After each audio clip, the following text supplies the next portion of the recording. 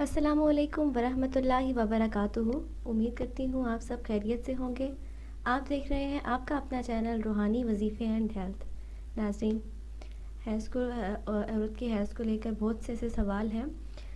Has की हालत में औरत के लिए क्या करना जायज़ है और क्या करना ममनू है, तो आज हम इस वीडियो में इस बारे में बात करेंगे।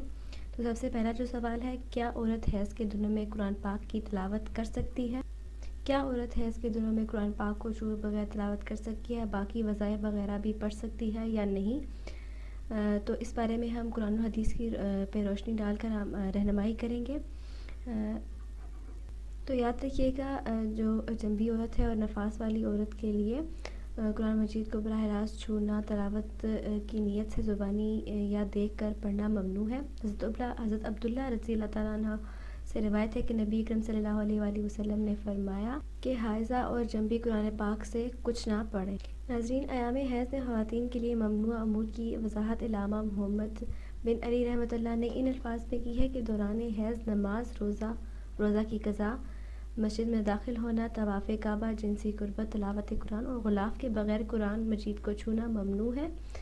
अलबत्ता कुल्ली करना और कुल्ली के बाद दुआएं पढ़ने, इन्हें छूने, इनको उठाने, अल्लाह का ज़िक्र करने, तस्बीह पढ़ने और खाने पीने की कोई ममानियत नहीं है। आस्तीन के साथ कुरान छूना भी मना नहीं है। नाज़रीन, खातिमुल मुहक्किकीन इब्न आबिदीन शामी ने भी मखसूस दुआ की नीयत से कुरानी आयात पढ़ने और इन मौलमात के लिए हिज्जे के पढ़ाने को जायज़ करार दिया और फरमाते हैं कि हैज़ और नफास वाली उस्तानी के लिए एक एक लफ्ज़ करके तालीम देने को जायज़ करार दिया है।